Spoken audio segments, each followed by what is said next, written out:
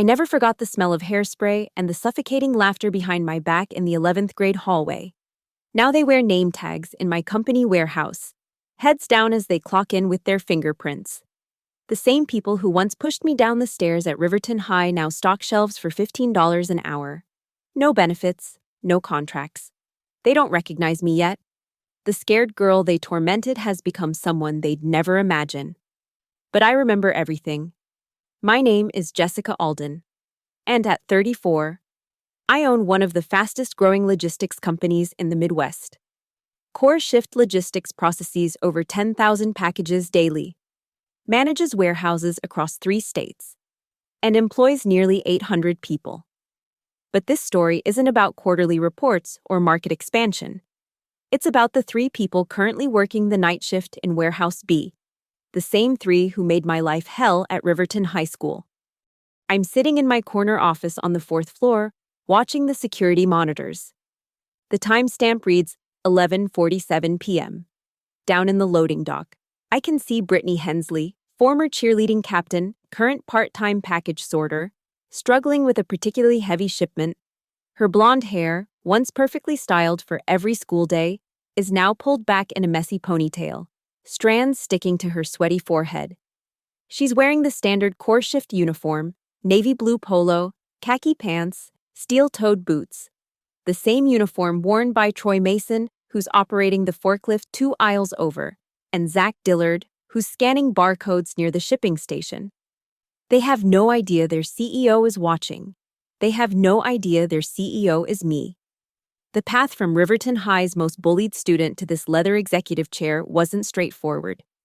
There were nights I slept in my car, years I survived on ramen and determination, countless rejections that almost broke me. But every setback, every small victory, every lesson learned in those warehouses where I started at the bottom, it all led here, to this moment, to this reversal of fortune that even I couldn't have scripted better.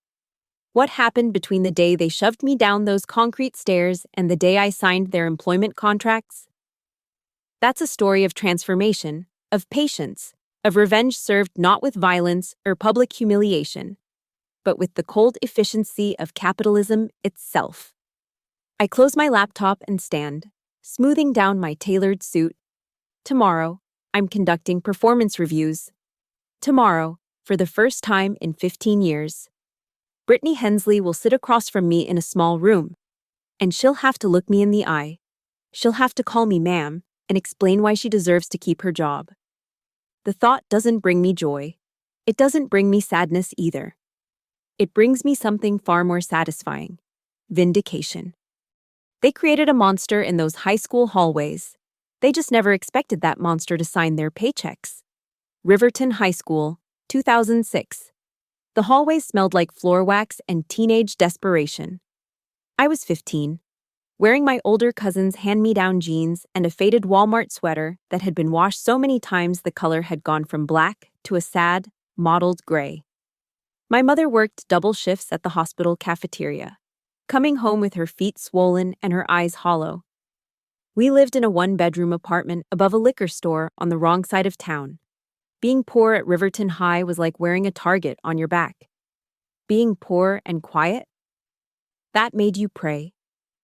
Brittany Hensley ruled those hallways like a queen surveying her kingdom. Her father owned 3 car dealerships. Her mother was on every charity board that mattered. Brittany's locker was a shrine to her perfection. Cheerleading photos, homecoming court nominations, a mirror with pink LED lights. She had this way of laughing that sounded like breaking glass, sharp and designed to cut. "Oh my God, is that the same sweater from last week?" She'd say it loud enough for everyone to hear, her perfectly glossed lips curling into a smirk.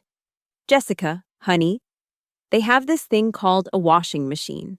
You should try it sometime."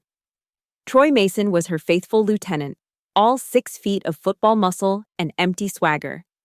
His favorite game was accidentally knocking my books out of my hands, then standing there while I scrambled to pick them up.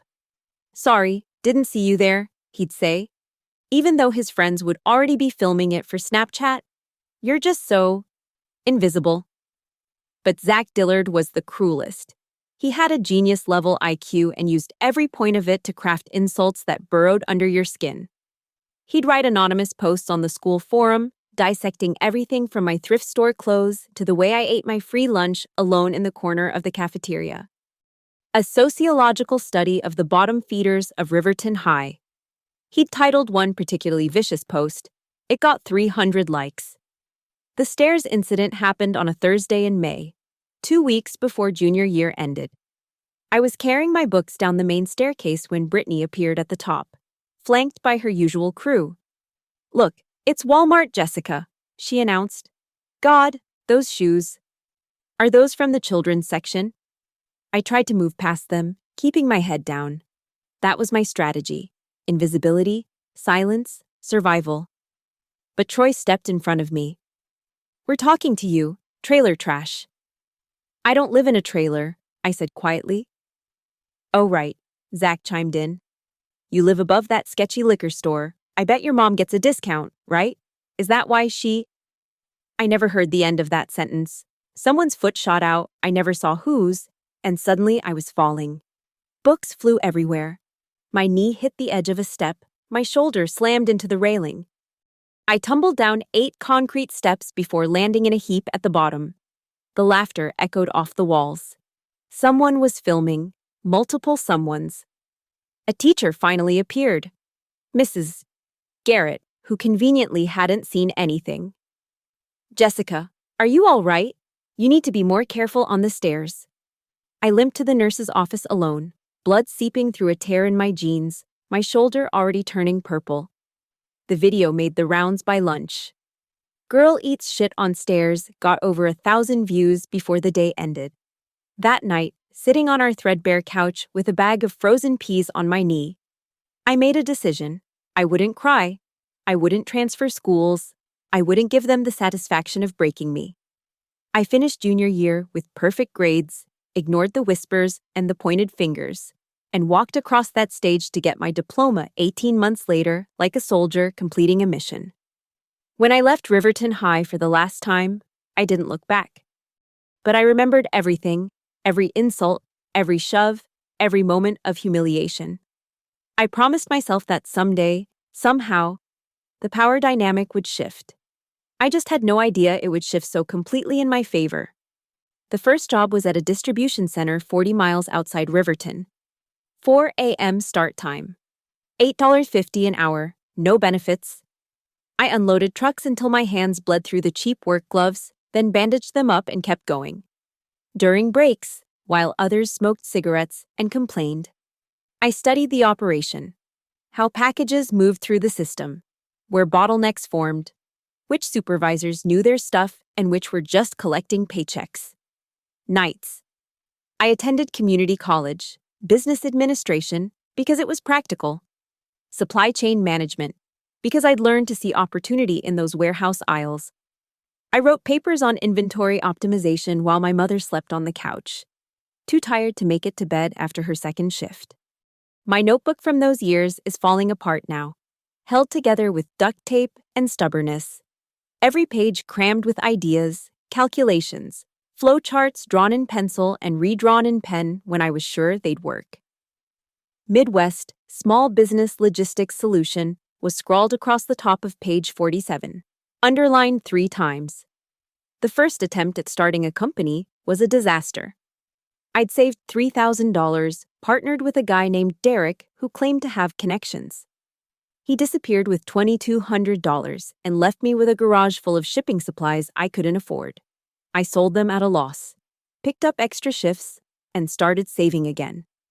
The second attempt ended when a larger company stole my client list, all 12 small businesses I'd painstakingly acquired after I'd trained their son in the logistics business as a favor.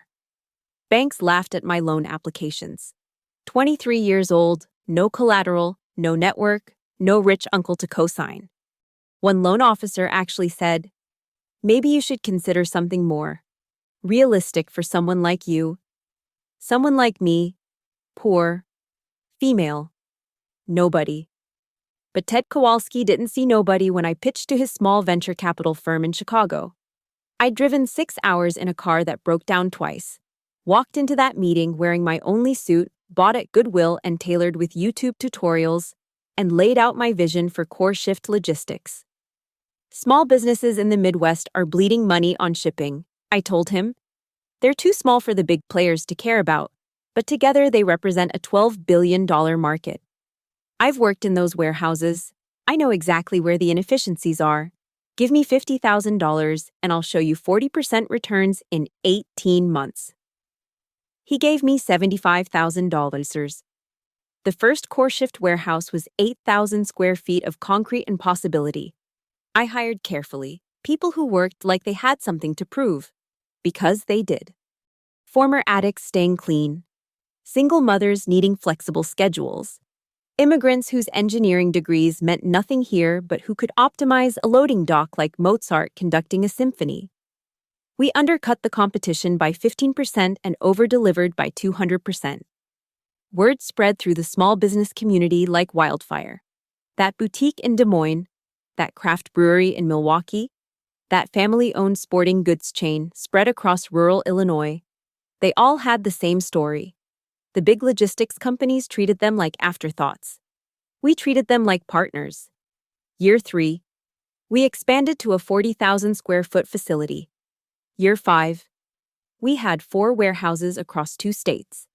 I promoted from within, paid above market rates, and built a reputation as the company that gave chances to people who'd been written off. The irony wasn't lost on me. While Brittany was posting Instagram photos from her 5th year at State College, Daddy's money ensuring she'd never have to rush graduation, I was signing contracts worth more than her father's dealerships made in a quarter. While Troy bounced between construction jobs, getting fired for showing up drunk, I was hiring my 100th employee. While Zach's startup failed spectacularly, turns out being cruel doesn't translate to leadership, I was featured in Midwest Business Journal. From warehouse to boardroom. The Jessica Alden story. I never sought revenge. I was too busy building an empire from the scraps they'd left me with. But when we opened our newest distribution center just outside Riverton, needing to staff 3 shifts with over 200 positions, I knew exactly what kind of applications would start coming in. A town like Riverton doesn't offer many options for people who peaked in high school. And companies like mine, stable, growing, always hiring, become lifelines for those who never thought they'd need one. I didn't have to hunt them down. Economic gravity did that for me. The applications started arriving in March. We'd posted openings for warehouse associates, inventory specialists, and a few entry-level office positions. The Riverton Herald ran a feature. Core Shift Logistics brings 200 jobs to area. What they didn't mention was that the CEO grew up 10 miles from the new facility. I made it a point to review every application personally, call it paranoia or preparation, but I wanted to know who was walking through our doors. That's when I saw the first name that made my coffee go cold, Brittany Hensley. The application was desperate in its attempt to appear professional. 5 different retail jobs in 8 years, currently unemployed, 2 kids, divorced, living with her parents. Under reason for leaving last position, she'd written, store closure. I happened to know that store. It was one of her father's dealerships, the one that went under after the emissions scandal. Troy Mason's application came 2 days later. His employment history read like a roadmap of burned bridges. Construction, bounced after a failed drug test. Warehouse work, terminated for attendance. Security guard, let go during probation. His cover letter mentioned his glory days exactly 3 times in 2 paragraphs. Zach Dillard's was the most pathetic. Harvard dropout turned failed entrepreneur turned freelance consultant, which everyone knows means unemployed. His startup, ridiculously named Disruptor Z, had burned through investor money trying to create an app that was essentially Uber for lawn care. He'd attached articles about himself from 2012, when TechCrunch had called him a young visionary. That was before the lawsuits from his former partners. I sat behind one-way glass in conference room B while my HR manager, Patricia, conducted the interviews. I'd built this room specifically for observations, told the contractors I wanted to monitor training sessions, They had no idea they were auditioning for their former victim. Brittany came in wearing a blazer that didn't quite hide the formula stain on her blouse. Her roots were showing, 3 inches of brown breaking through the platinum blonde. She sat ramrod straight, clutching a folder of references I knew would be mostly fictional. "So, Mrs. Hensley," Patricia began, "what interests you about working for Core Shift?" "Well, I've always been passionate about logistics." Her voice lifted at the end, turning it into a question. "And I'm really good with people. I was head cheerleader in high school, so I know how to work in a team and motivate others." High school, 15 years ago. And she was still clinging to it like a life raft? Troy slouched in 20 minutes late, reeking of cologne trying to mask something else. His handshake with Patricia was too aggressive, compensating. He spent 10 minutes explaining why each of his terminations wasn't his fault. The economy, bad supervisors, personality conflicts. "I'm a hard worker," he insisted. The same way he used to insist he hadn't meant to spill chocolate milk on my homework. "I just need someone to give me a real chance." Zach tried to intellectualize his way through the interview, using business jargon he'd memorized but didn't understand. He pitched Patricia on why Core Shift needed him, not why he needed Core Shift. 5 times he mentioned his experience in the startup ecosystem. 0 times he mentioned his experience in actual work. "I could really optimize your operational matrices," he said, leaning back in his chair. "I see inefficiencies everywhere. It's kind of my gift." Patricia nodded politely while making notes. I knew what she was writing. Arrogant, no relevant experience, unlikely to accept feedback. But I'd already decided to hire all 3. Not for the positions they'd applied for. Brittany wanted office work. Troy had applied for shift supervisor, and Zach had the audacity to apply for logistics coordinator. No. They'd get exactly what they deserved. Night shift, warehouse floor, $15 an hour. The same starting position I'd held all those years ago. Except I'd made $850. I had Patricia call them with the offers. All 3 accepted immediately. Of course they did. Rent doesn't pay itself, and child support doesn't care about your glory days. Their start date was set for Monday, April 15th.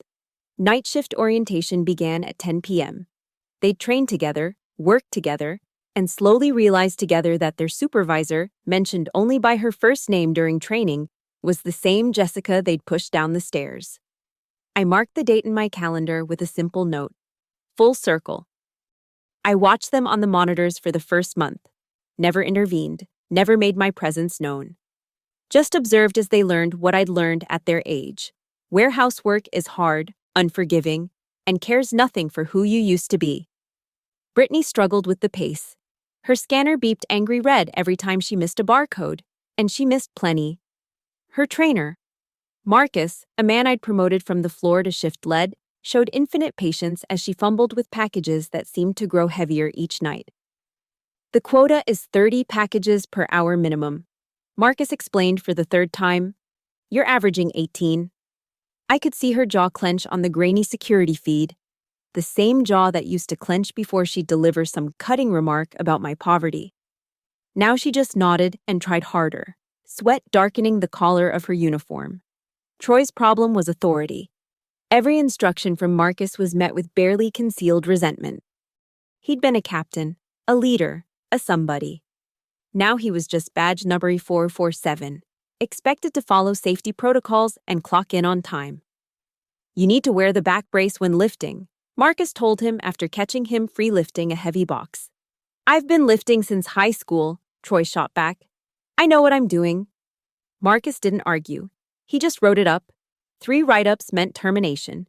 Troy was at 2 by week 3. Zach tried to innovate his way out of actual work. He'd corner Marcus with efficiency suggestions, while his assigned section fell behind.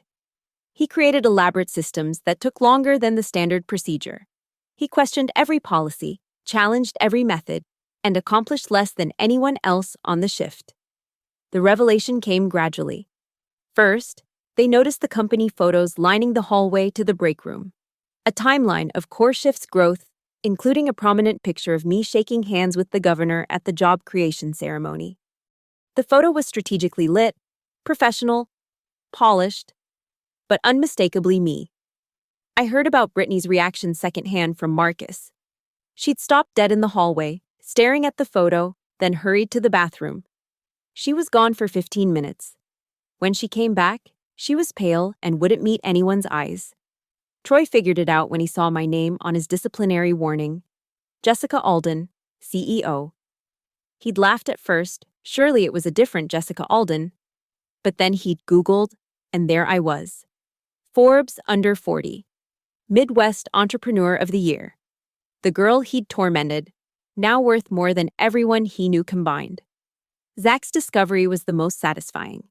He'd been complaining to HR about the archaic warehouse systems, demanding to speak to someone in upper management. Patricia had smiled sweetly and scheduled him a meeting with the CEO. "She'll see you Thursday at 10 p.m., Patricia informed him. "Start of your shift." I dressed carefully for that meeting. Nothing ostentatious. I didn't need designer labels to prove my worth anymore. Just a well-tailored suit that fit perfectly. Understated jewelry, and the confidence that comes from building something from nothing. I was sitting behind my desk when Patricia escorted him in. The blood drained from his face so fast I thought he might faint. "Hello, Zach." I kept my voice neutral, professional. "Patricia says you have some concerns about our operational procedures." He stood there, mouth opening and closing like a fish gasping for air. The same mouth that had crafted such clever insults, now unable to form a single word. "Sit," I said, gesturing to the chair across from me. "Please." He sat. His hands were shaking. "I've reviewed your suggestions," I continued, pulling up his file on my computer. "While I appreciate employee initiative, I have to say I'm concerned about your performance metrics. You're consistently underperforming your targets by 40%. Jessica, Ms. Alden," I corrected gently. "This is a professional meeting." He swallowed hard. "Ms. Alden, I had no idea that I was successful." I leaned back in my chair. "That's understandable. Success was never something you imagined for me, was it?" The silence stretched between us like a chasm. 15 years collapsed into this moment. Him in a borrowed tie. Me behind a desk that cost more than his car. "Your trainer reports that you're resistant to feedback," I continued, returning to his file. "That's concerning. At Core Shift, we value employees who can learn and adapt, who understand their position in the system." Each word was carefully chosen. Position, system. The same words he'd used in his cruel forum posts about the social hierarchy of Riverton High. "I understand you have 2 children now," I added. "Child support must be challenging on $15 an hour." His face flushed red. Is this about high school?" I tilted my head, feigning confusion. "I'm not sure what you mean. This is a standard performance review. Though if you're unable to separate past behaviors from present responsibilities, that's another concern we should address." The beautiful thing about power is how quietly it works. I didn't need to raise my voice. I didn't need to remind him of every cruel post, every snide comment, every moment he'd used his intelligence to hurt rather than help. I just needed to be what I'd become. His boss, his lifeline, his reality check. "Improve your numbers," I said, closing his file. "Marcus will work with you on an improvement plan. You have 30 days. He stood to leave, then paused at the door. "Jessica, Ms. Alden, I'm sorry. For everything." "Focus on your scanning speed," I replied. "That's all I need from you now." After he left, I sat in the quiet of my office, feeling neither triumph nor satisfaction. Just the solid certainty of balance restored.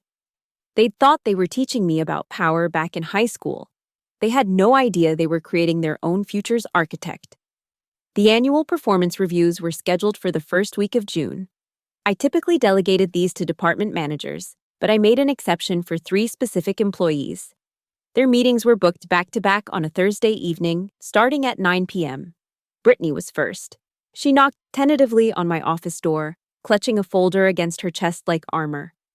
The past 3 months had worn her down. Her bleached hair showed 4 inches of roots now, and the bags under her eyes told the story of a single mother working nights. "Have a seat, Brittany." She perched on the edge of the chair, eyes darting between my face and the desk. Recognition had long since given way to something else, a mixture of shame and desperate need that made her look younger than her 34 years. "Let's review your performance metrics," I said, pulling up her file. "Your scanning speed has improved to 25 packages per hour, still below target, but showing progress." "I'm trying," she said quickly. "I really am. It's just, my kids.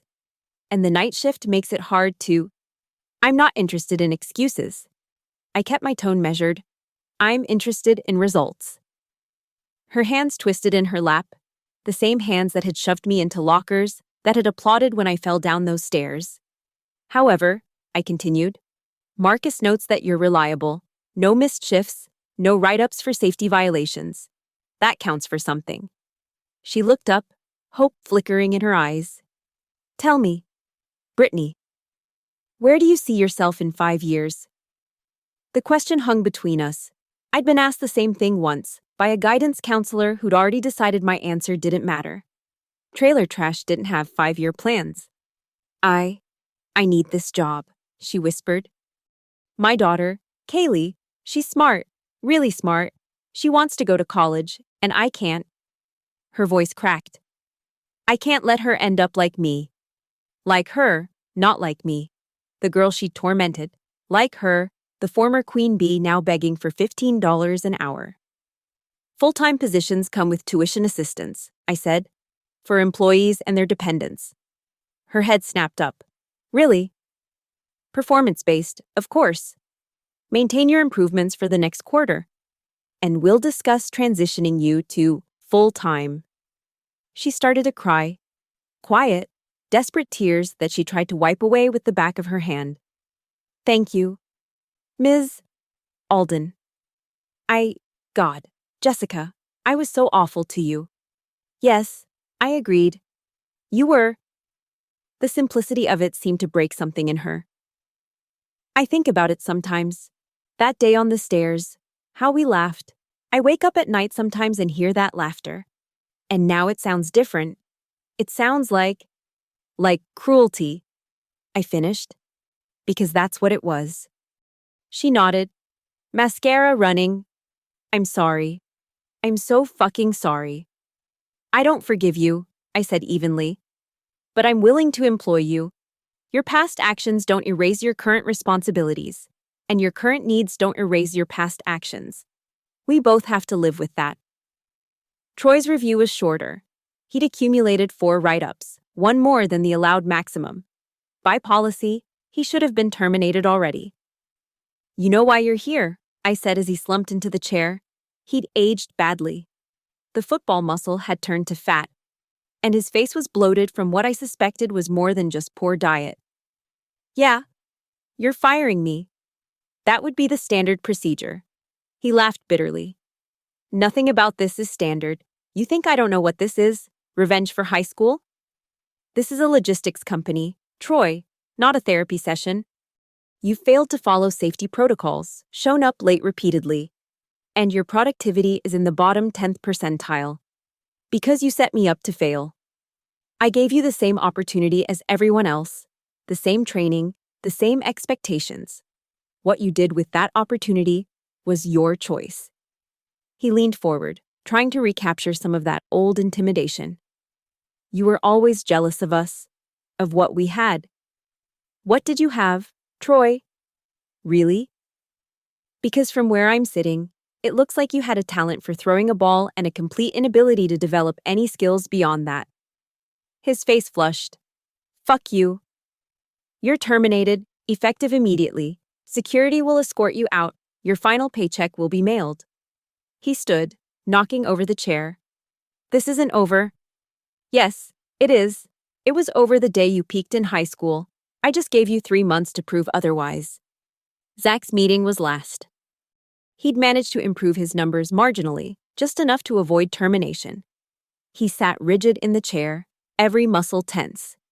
"Surviving," I said, reviewing his file. "Barely. I've improved 20%, from catastrophic to merely poor." "Congratulations." He winced. "I deserve that." "Do you? Because according to your Harvard transcripts, you don't deserve much of anything. Expelled for plagiarism, wasn't it?" His face went white. "How did you?" "Background checks are thorough for all employees, though we don't usually care about academic fraud for warehouse positions.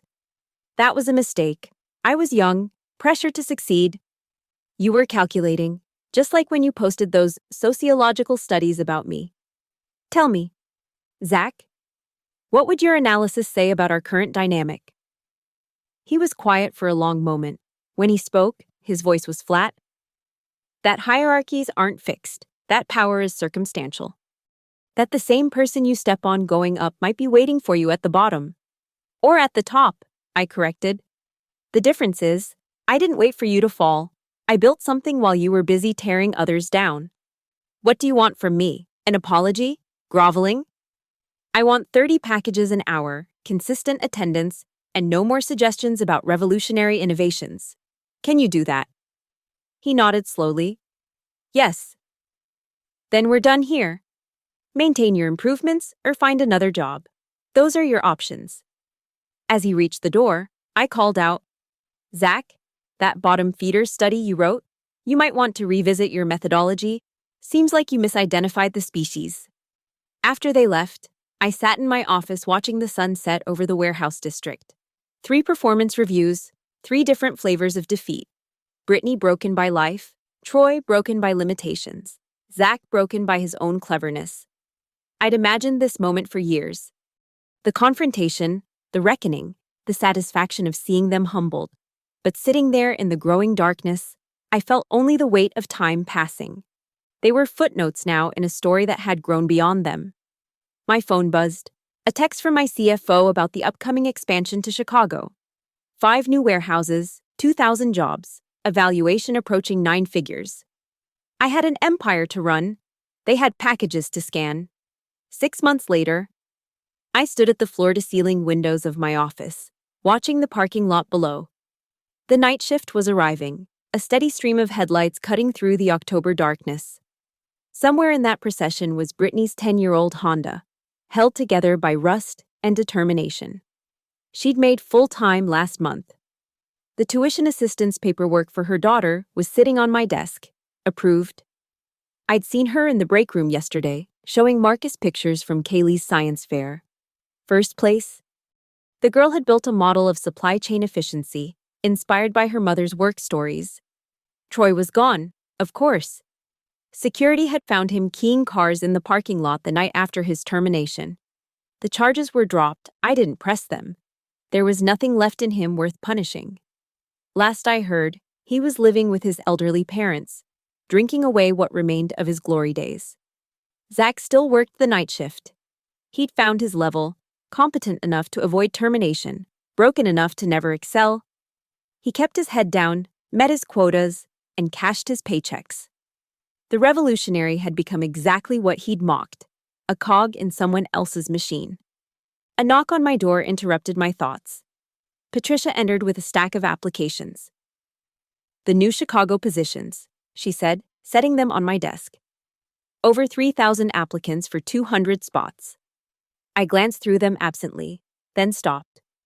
A familiar name caught my eye.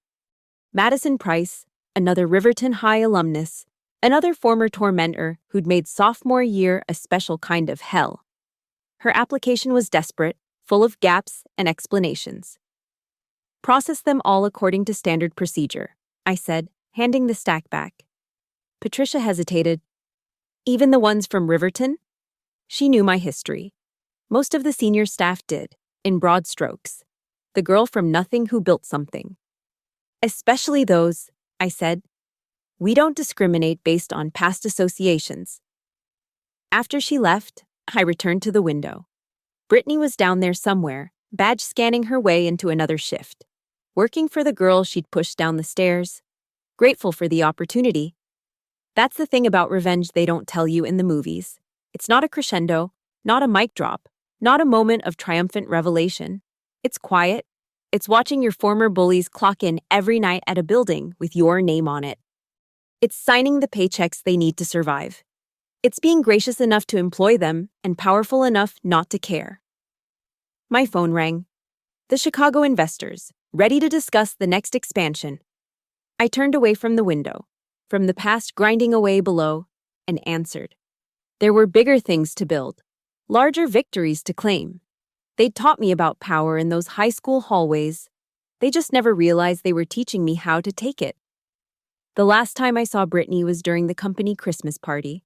She approached me near the punch bowl, wearing the only dress she owned, the same one from her interview, cleaned and pressed. "Ms. Alden," she said, "I wanted to thank you. Kaylee got into the honors program. She wants to be an engineer." "That's wonderful," I said, and meant it. She asked me once why I named her after my old friend from high school. Brittany continued, her voice quiet. "Kaylee Jessamine. I told her it was after someone who taught me an important lesson." I raised an eyebrow. "That kindness isn't weakness," she said. "And mercy isn't forgiveness. You could have destroyed me. You chose to employ me instead. I'll never forget that." She walked away before I could respond. Back to her table with the other warehouse workers. I stood there holding my untouched punch, thinking about cycles and circles, about stairs and falls, about the ways we rise. My name is Jessica Alden. I built an empire from spite and survival. 3 people who tortured me in high school now depend on me for their livelihoods.